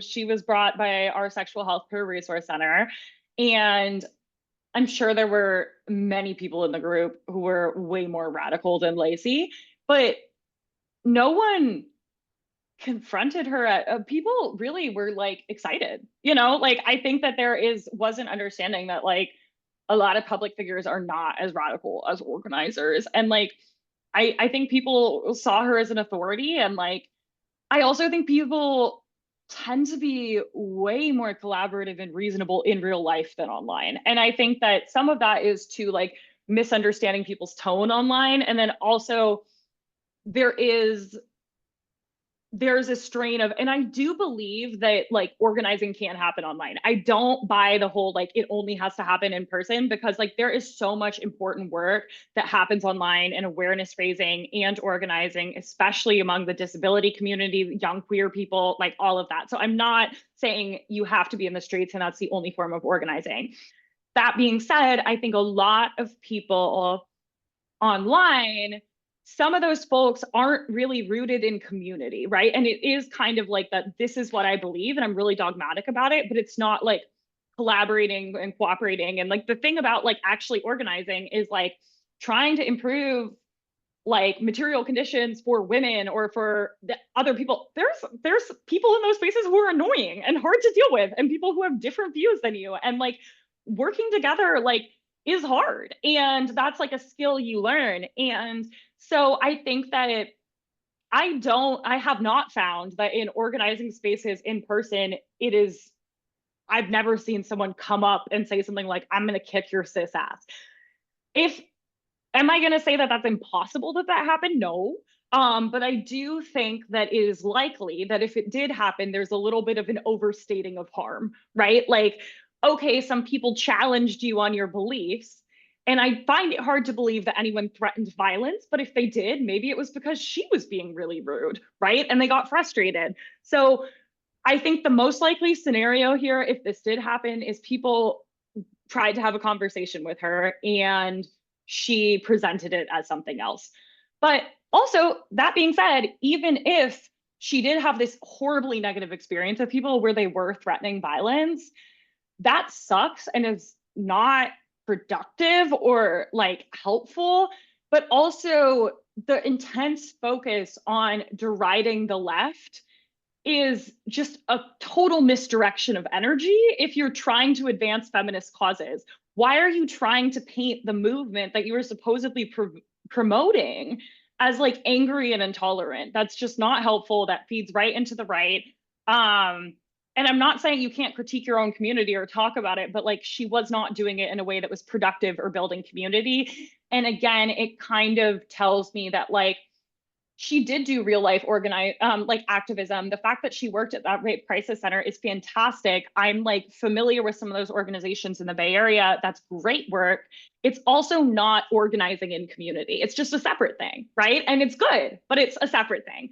So I think that there was maybe some like individualist streak to her activism that was not, that's like at odds with building solidarity. And like when you're so, it reminds me as well with like people who really focus on representation is important.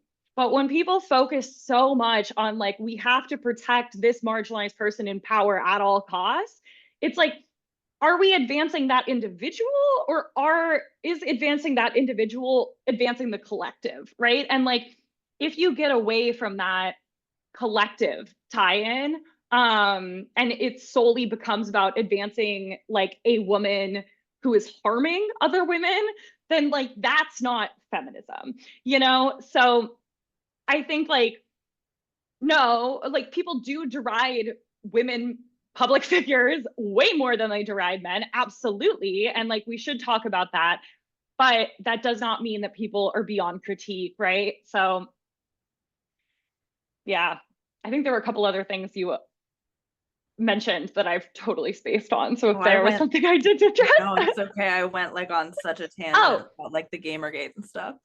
oh yeah, yeah. What you were saying about like the kind of politics of having people state that they were a feminist, and then how that visibility, I remember in part of your video, you talked about how that visibility only then gave the right something to attack and critique.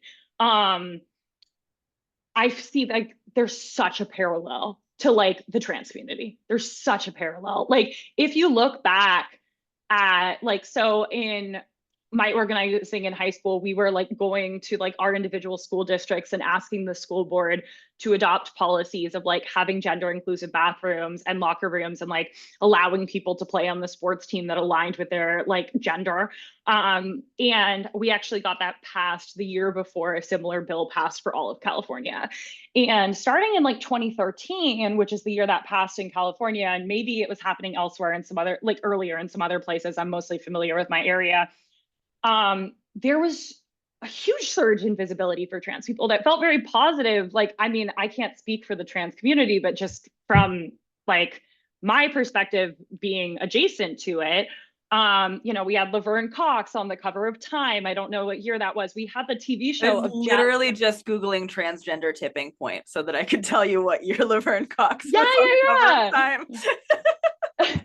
Like, yeah, this is right around the time. I think it's the same year. Yeah, 2014 was the transgender Mm. tipping point, which I think in retrospect is like such an on the nose name for that title cover. But yeah, sorry, I was excited No, you're on the so same like page about genuinely, that. yeah, one of the things that I think about that is crazy to me is we had that TV show of Jazz Jennings, I Am Jazz, a like child transitioning in the public eye. And oh my gosh, I hope she is okay now, because wow, things are not the way they were. And like that put her to like in front of a huge amount of scrutiny. But yeah, this focus on visibility, then there was this massive backlash for the trans community after, and people who had then come out and were very visible are now in a precarious situation. And like to some degree, I do think there's utility to having people publicly name like the movement that they're part of, like I am a feminist, to have it not be this big scary thing, right? Like if you know someone who believes that, like that's, that might make it more normalized in your mind, like, oh, I respect this person and they're saying they're a feminist, and like so maybe this isn't this crazy radical man-hating thing. Which, I mean, the whole man-hating rhetoric, I don't know, if you feel hatred towards men, also valid. But and I think that like in the early 2010s that really was like more rare. Like people didn't really call themselves a feminist as often. So like I do think there's some utility in that, but it doesn't start and end at calling yourself a feminist, right? Like it, just saying the word doesn't actually mean that you're doing the work.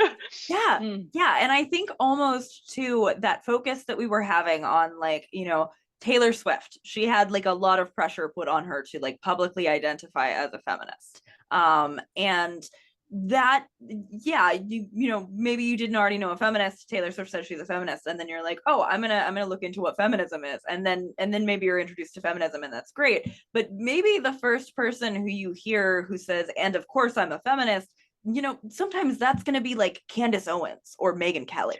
Like, and if all it takes is just saying you're a feminist, then like the opt-in thing means less than nothing, because it can be anybody saying that. Totally. And so there's, yeah, I think it's like a double-edged sword, because it was really cool that we were able for like 15 minutes there to have women feel a little embarrassed if they weren't willing to call themselves a feminist. Like, that is kind of cool. It's just that it's a bummer how it all worked out. Yeah, and I don't know how to reconcile that because I mean, like I've done, if this is not the direction you want to take this, you can cut this part out. But at this point in my like organizing career, I've been pretty involved with like Democratic Socialists in San Francisco, and our chapter has some their DSA ranges from kind of like progressive Democrat people to people who are like hardcore anarchists or Marxist Leninists, right? And our chapter was more Marxist than some other chapters, I'd say. And so there is some power in like saying I am a Marxist, right? But then it's also there's constantly this debate in DSA where like okay, but you don't want to dilute the meaning of socialism or Marxism. And like, I think that's the risk with this, like stating your politic, right? Like you want to bring more people in, but like, we also need political education. It doesn't start and end at calling yourself something. And there is a danger in diluting the movement. Yeah, I think it's something we're still reckoning with. Yeah, yeah, I completely agree. I think it's, and I don't even know, like it's why I kind of like will talk in my videos about like having standards for other feminists or whatever, like, because it's just like I do think that the solution isn't necessarily to make it harder to self-identify as a feminist. Like, if somebody wants to call themselves a feminist, I'm not going to purity test them about it. I'm just going to still be doing my own internal calculus on how much I trust their opinion about things. And like, it does make me trust them a little more if they're willing to align with feminism, but they need to like not only verbally align with feminism, but be actually showing me that. And again, same thing with the trans rights thing, right? Like, if you are constantly just asking questions, but then you say, and of course I do support trans rights, I just think it should be really, really hard for them, like, you're not actually supporting trans rights. Like, you No. are the thing you're doing, you're asking questions. Yeah. Also, if you're a cis person saying I support trans rights, and there are many trans people in your comments saying, "Hey, I don't feel supported by you," like, what authority do you have to say that you are like speaking correctly? It's really interesting. One of the things I was reflecting on when kind of like prepping for this conversation is the fact that like both of us grew up as Tumblr kids in this like ecosystem learning about feminism from Laci Green or Nita Sarkeesian. Jessica Valenti was like a big one at the time, notably all white feminists. And you know, in terms of if you want to call them as prescribing to white feminism, like I'm not necessarily labeling all of them like that, but white people who are feminists. Um, and it's disappointing that Laci did not turn out to be the figure that we thought she was. But it's also really cool that we're like 10, 15 years out. And now you and I are having this conversation, right? And like, I do think that it's cool that we've built on that and we've moved past that. And I think that one thing that I hope and that I think you're doing well with the Nuance Corner is you know, when you read political theory and the way theory works, people are in conversations with each other, right? Like they're building on each other, they're challenging each other, but it's not like, fuck you, you didn't contribute anything to the movement. It's more like, hey, I saw this thing you said, and I'm actually going to challenge, like, what if you see it in this different way, or I don't agree with that. And I think more conversational style videos helps us like all grow. Conversational style videos, conversations like in person, on forums, writing, like Kat Tenbarge, Taylor Lorenz. Like I find that really valuable And rather than any of us purporting to be an authority on anything. You know, the more I know about how little I know. I'm excited to learn from people. Yeah, yeah, no, I completely agree. And that's also kind of why I wanted to split the video, because I think it would be really easy for like a just a big length deep dive into Laci Green just to be like, wow, this sucks and she sucked. And like obviously a lot of the things she did do suck. But I'm always going to be grateful that I got to be on the internet at the right time to get at least a flawed understanding of feminism that I could springboard off of later, because I don't feel like the flawed understanding of feminism that is largely getting pushed right now is strong enough for anybody to be able to like kind of have, you know, I joke a lot, tumblr.edu, you know, but that was huge for me. I would never ever have known that I wanted to call myself a feminist if the only person I was hearing about feminism from was like my very anti-feminist family. Um, and so it's like, yeah, I wanted, you know, like the legacy being both like this frustrating thing, but also, yeah, like I feel like no matter how flawed her version of feminism was, so much of me, myself, and the way I see the world and the things that I want to do in the world are so based off of that. And like you said, it's not just being like, well, fuck you, you didn't do anything. It's like, well, this sucked, and also the ways that this sucked can make us try not to suck when we do similar things. And there were good Totally. things other than the things that sucked, and that's why it sucks when something sucks, because like nobody would be so disappointed in Laci Green if she had never done any good ever. It would have just been like, okay, cool. It would have been like Blair White or whatever, you know, like it's just kind of like whatever. But Yeah. which also that was a connection I was not prepared for. I think Blair White is the one who red pilled Laci Green, because that was one of the debates that Oh, Laci went on, yeah. which is rough. The one trans person Lacey listens to. Yeah, and like when I say like it's cool that we built on what she did, I also don't mean to say that like, oh, if you feel harmed by Laci Green, like you should actually be grateful for her. Like that's not what I'm saying. It's more just like, wow, credit to ourselves that like we took that and grew, right? And there's a lot of communities that Laci harmed. Arguably, she harmed anyone who believed in her values, but some of us much more than others, communities I'm not a part of. And if you feel like Laci was a negative force, that is valid because there is a lot of harm she did. And even before her red pill turn, obviously, like we're saying, there were signs and there were people who did not feel included by her videos. And, you know, there's some privilege as a cis girl that like I felt like that was really empowering. It was empowering to me and not always empowering to other people. Yeah. Yeah, I think like I don't hold the expectation that anybody who went into the video feeling harmed by Laci Green will be like, actually, Laci's great. Like I don't want that to be what it is at all. But I do think, yeah, it's credit to like she managed to create an audience who outgrew her, and that's actually Mm-hmm. kind of awesome. Like it wasn't necessarily her intention, I think she would have loved to have remained this like figurehead and spokesperson for her version of feminism. But she developed people who wanted to grow beyond what she had.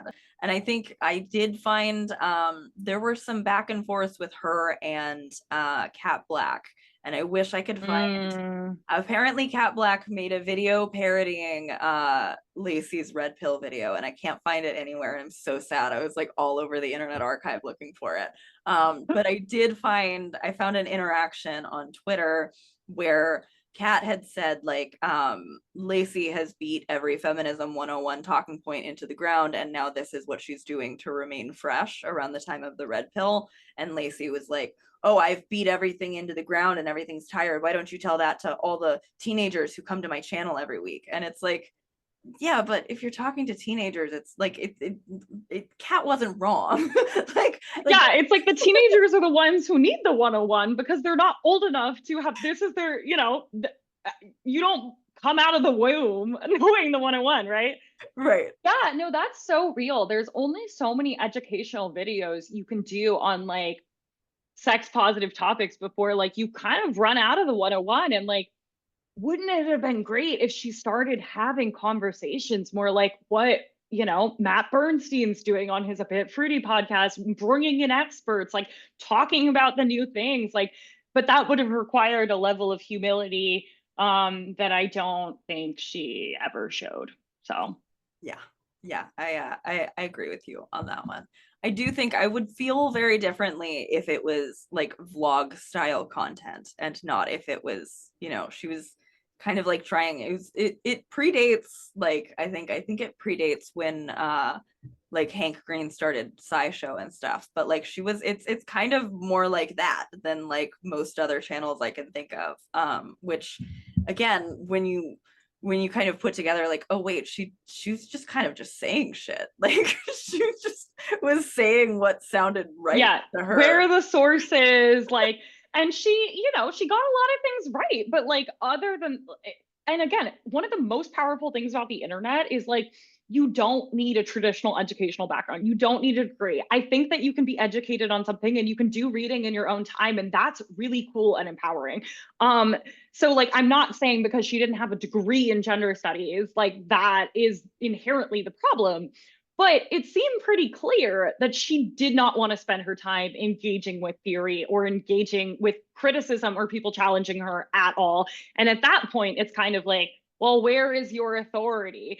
I don't remember her really citing sources. Maybe she did in some of her videos. And the Hank Green tie-in is really interesting because I'm not like super familiar with Hank Green's work, but I feel more positively about him than I do about Laci. And like I do think it goes to show that having kind of like an education channel isn't doomed to fail. There were really some personality flaws that kind of contributed to the downfall beyond just the format of the content. Yeah. Yeah, I think even like in terms of having like an educational YouTube channel, right? Like you have Philosophy Tube, you have ContraPoints, Mhm. like, and those are also, I mean, I think both of them have more of an existing like they do more research before they start talking about something than Laci Green probably did, right? But like, that's even that is like it's still like they're putting their own personality in it. They're not saying like I am the only person who is right about this at all, but it's like, hey, here's the information, here's a perspective on the information. And again, if Laci had just been if she had just said like, hey, here's what I'm thinking and here's actually how I'm coming to that. But she can't because it's just all reverse engineering from like, okay, because I almost think the whole like atheism thing, like it made her too big brained about too much because she was like, if there is no God, there is an answer for everything. I already know what Mm-hmm. those answers are, and I don't need to spend too much time interrogating them because I already figured out the no God thing. Um, And it's really interesting because, like, ironically, there's an overlap with like Christian theology and the way she approached that. Because, like, Christianity, so much of it is about the belief, right? And the belief, you have to believe these things and you shouldn't question them. And obviously, disclaimer, this isn't how everyone practices Christianity. There's some Black churches that are really incredible, there's some more progressive churches. But in much of the Western world, Christianity is practiced like, do not think for yourself, don't self-interrogate, these are the rules, these are the truths, right? And you just need to have faith that they are true. And I think that there is a subset of the atheist community that it's like, this is the truth, I know the truth, there's nothing more to learn, right? And like, I think that there's like a fundamental, that's not an open-minded perspective. And I'm not saying that like, if you do not believe in God, you should be considering that there is a God. That's not even what I'm saying. It's just this idea that there are unchanging rules of the universe is kind of anti-intellectual, honestly. it was amazing to get a chance to talk to you. I think I'm gonna just stop the recording just because I have a Cool. lot to edit later. But thank you again so much to Sasha for doing the interview with me for this video. I think it did really help a lot to have somebody else to bounce off of who remembers this sort of era of feminism and pop feminism specifically, and how it was cool at that time. I'm linking to Sasha's socials in the description below. You can find it with the rest of my sources. Thank you again so much to Sasha. And I filmed this conclusion not expecting to have used as much of the interview, but I just thought the interview was really good. So I'm going to cut back into my conclusion now. And there's a bit of a conflict here, too, right? I'm saying we're saving Gamergate for next time. Gamergate was happening. It was brave for her to be a feminist online, even though it was kind of cool to be a feminist. I understand that conflict. That's just because that's what feminism has always been like. This time that I'm remembering from 2014 or so, right? This is the only time in my life when I remember, for places other than the household I was growing up in, that it was a cool thing, that it was an acceptable thing, that it was an aspirational thing to label yourself as a feminist. These were the days of, again, if you want to be a feminist and you believe that women are people, you're a feminist. And arguably, we are still in the days of not asking for more than just a self-identification for feminists. And then you end up with women who will say, I'm a feminist, but I only believe in abortions in very extreme circumstances. And I think it's acceptable that everybody should have to be means tested in a very small amount of time, that they would even have a possibility to have that happen because they're pregnant. We end up with people who say, I'm a feminist, but I just think all this DEI stuff is out of control and we shouldn't have to worry about wokeness and I should be able to say slurs. And no, neither of those are the type of feminists that Laci Green was or became exactly. But you know what was I'm a feminist, but we shouldn't have to do all of this social justice stuff. We should be reasonable. We should meet people in the middle. I'm a feminist, but I'm not one of the extremists. I'm a feminist, but I promise, Sargon of Akkad, we can be friends. And I can convince you of my humanity, even though this concentrated effort that has finally reached some level of normalization, the only thing that the normalization of feminism even did was make dumbasses like the kind of people Laci Green would eventually pander to aware of it enough to respond to it for the first time in their lives. It didn't push us forward in terms of what we were truly accomplishing. I think that there is a difference. You could say that there is a through line from this pop feminism and this everybody is a feminist thing to Me Too, but I think Me Too was a different thing because Me Too was requiring more action than just saying, yeah, women are people. This is what a feminist looks like.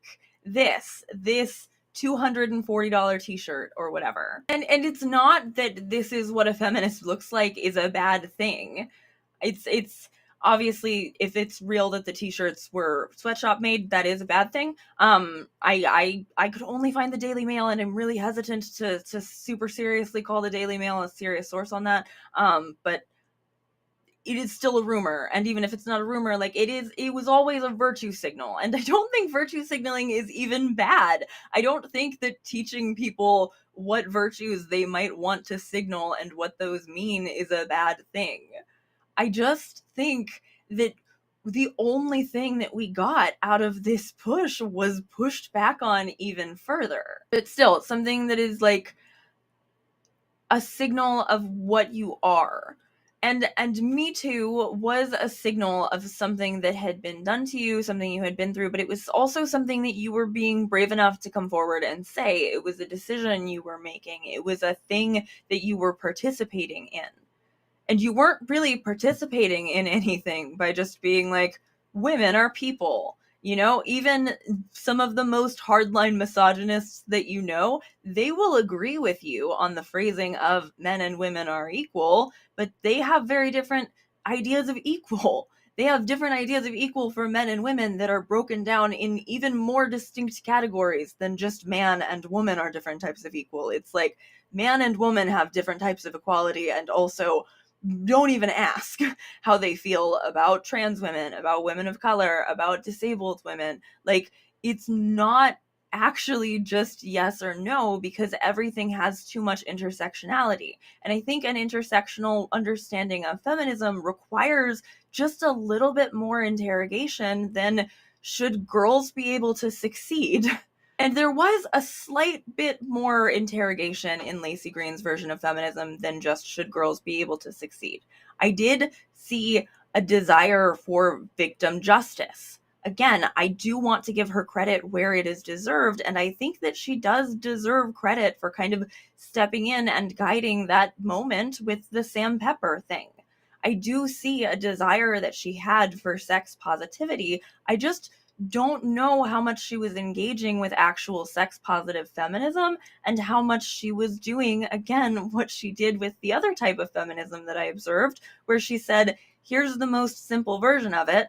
I believe that as firmly as I believe that there is no God, and therefore I don't need to investigate what anybody else said about it because it's just true. So sex is good, religion is bad, women and men should be equal. And I do understand that she had some level of understanding of ways that we weren't. But again, coming back to the fact that she wanted to try to kind of discuss and debate and try to convince these people of her humanity when she clearly was never going to be able to do that, I don't think that she truly understood anything that needs to happen for feminism to actually achieve its goals. I think she understood that she believes women are people and that she believes women should be able to succeed and that she believes that that's it. I really think that Laci Green thought that that was all there was to it. And I think that knowing that that's what she thought was the beginning and the end of feminism tells us so much about the ways that she failed to examine. The ways she failed to examine again and again how she hurt trans women, how she was hurting Muslim women, how she was not actually equipped to maybe say some of the things she was saying like they were value judgments. Laci Green was in a very difficult position because she put herself in a very difficult position. She was calling herself a sex educator. She was asking to be held to the standards of doing education. And then she wasn't quite educating herself on the kinds of things she needed to educate herself on.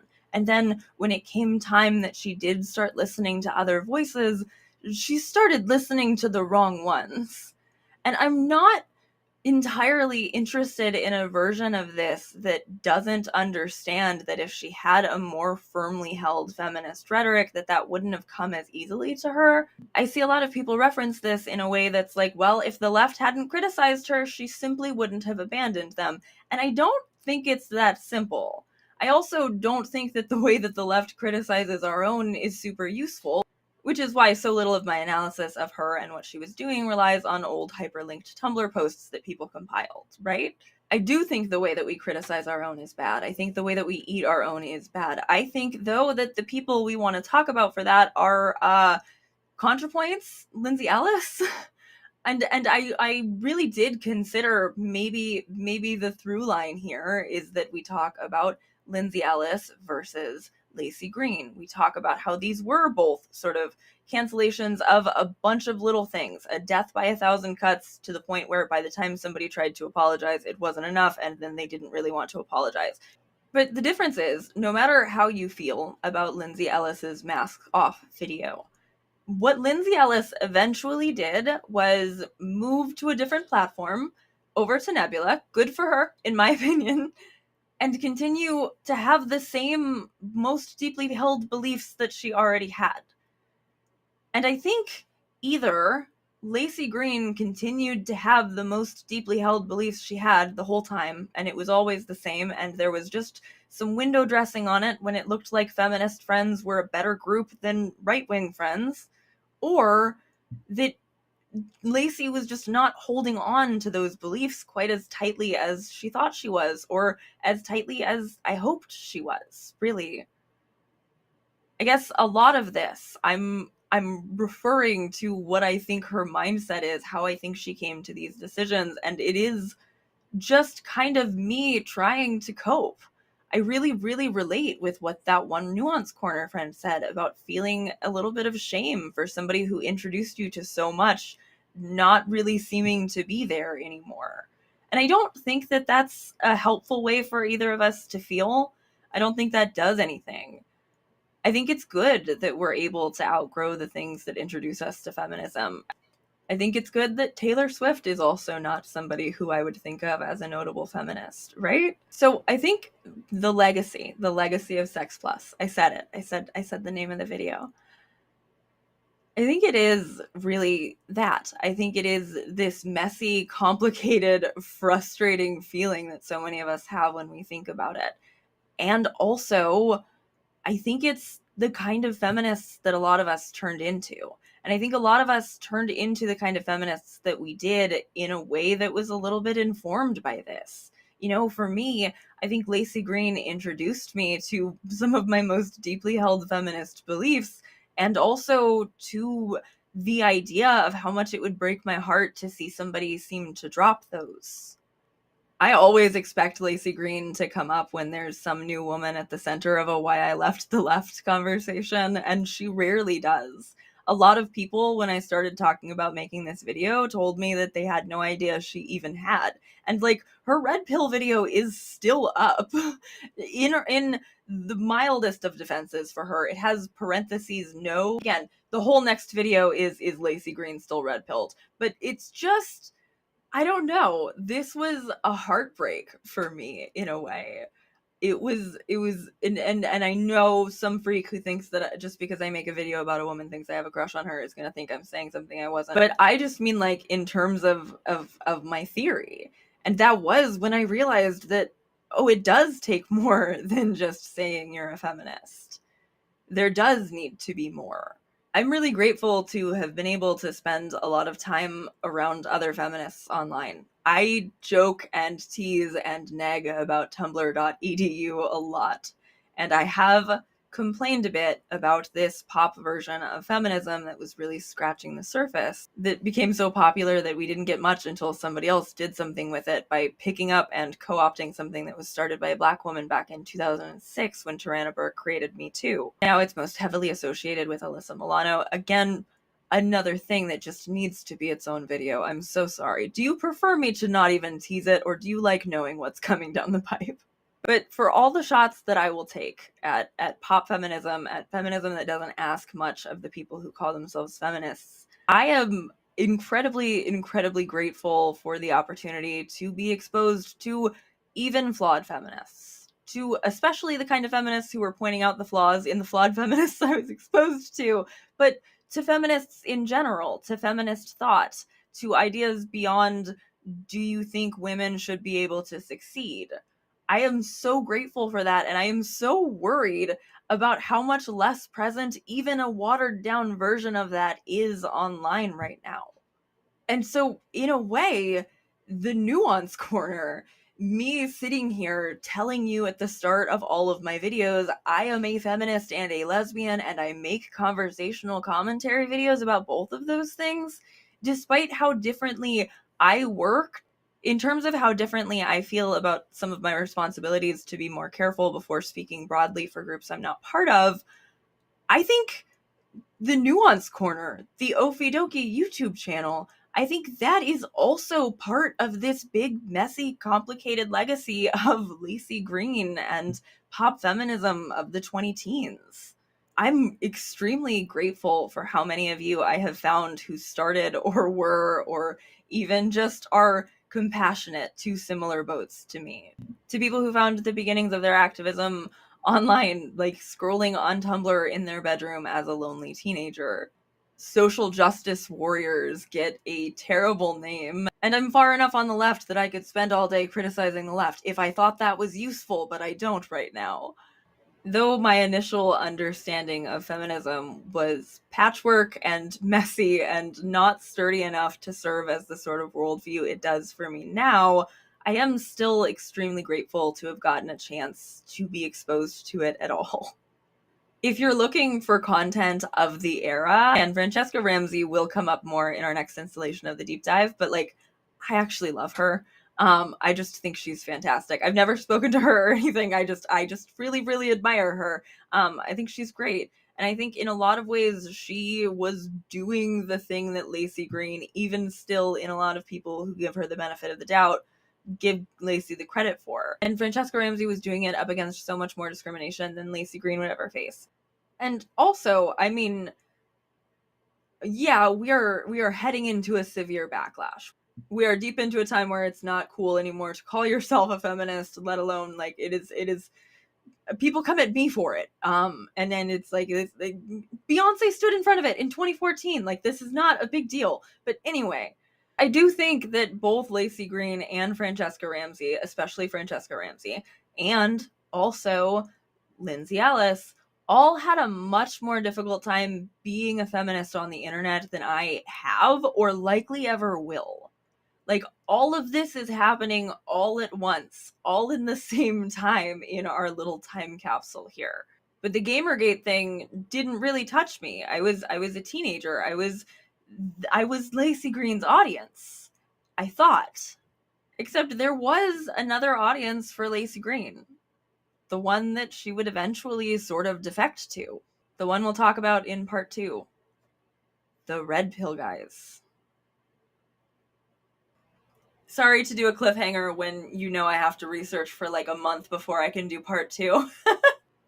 But my computer really struggles with videos over a certain length, and also just for executive function purposes, it is much easier on me to break things up.